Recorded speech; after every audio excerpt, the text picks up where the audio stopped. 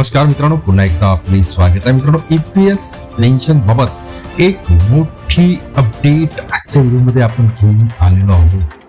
पेन्शनचा नवीन नियम जाणून घेऊया या व्हिडिओच्या माध्यमातून. त्याकरता हा व्हिडिओ शेवटपर्यंत पहा. मित्रांनो, चॅनलला आपण अजून सबस्क्राईब केलं नसेल तर नवीन अपडेट मिळवण्याकरता चॅनलला सबस्क्राईब करा, व्हिडिओला लाईक करा आणि ही मोठी बातमी आपल्या मित्र व परिवाराला सुद्धा शेअर करायला विसरू नका.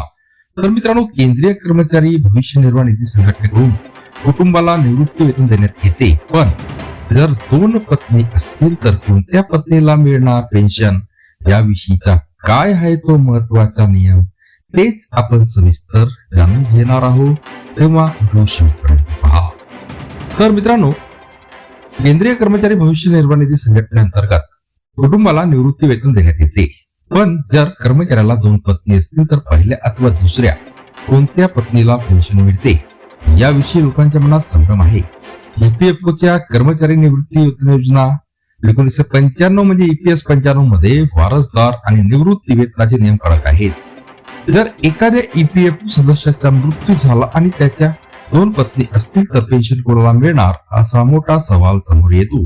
वारसदार कोणाला नेमले यावर हे अवलंबून असते. कायदेशीर वारसदार ईपीएफओ प्राधान्य देते. कायदेशीर वैधता आणि ईपीएफओचे धोरण काय आहे ते आपण पाहणार आहोत. तर मित्रांनो, ईपीएफओच्या नियमानुसार पेन्शनचा लाभ केवळ त्याच्या पत्नीला मिळतो.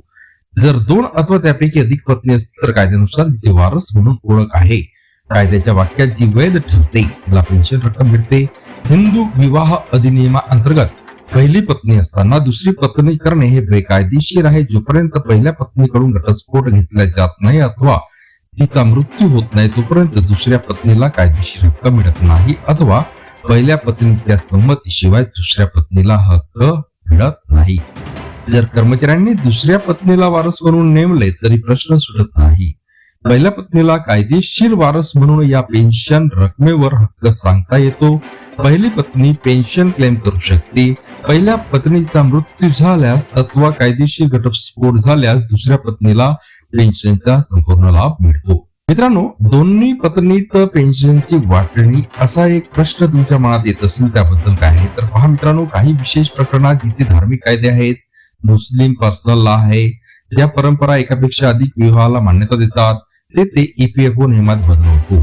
जर कर्मचाऱ्यांच्या मृत्यूवेळी एकाहून अधिक कायदेशीर वैध पत्नी असतील तर पेन्शन रक्कम त्या पत्नीमध्ये समान रूपाने वाटल्या जाते, पण नियमानुसार पेन्शन मिळण्याचा पहिला हक्क हा पहिल्या पत्नीला आहे. पत्नीच्या मृत्यूनंतर जर दुसरी पत्नी नसेल तर ही रक्कम कर्मचाऱ्याच्या मुलांना मिळते. ही रक्कम त्यांच्या वयाच्या 25व्या वर्षापर्यंत मिळते. ही नॉमिनेशनची सुद्धा सुविधा आहे. पहा मित्रांनो, ईपीएफओ नेहमी सदस्यांना ई नॉमिनेशन प्रक्रिया पूर्ण करण्याची सल्ला देते, त्यामुळे भविष्यात कुटुंबाला कोणत्याही अडचणीचा सामना करावा लागणार नाही. कुटुंबाच्या व्याख्येत पत्नी आणि मुलांचा समावेश असतो. जर कर्मचाऱ्याने कुटुंबाचे सदस्य नसलेल्या व्यक्तीलाही वारस केले असेल तरी कायदेशीर दृष्ट्या वारसदारांना हक्क पहिला असतो. कर्मचाऱ्यांचे कायदेशीर वारस पेन्शनसाठी अगोदर पात्र समजण्यात येतात, त्यांना रक्कम मिळते. अविवाहित कर्मचारी आई वडिलांना वारस म्हणून नेमू शकतात.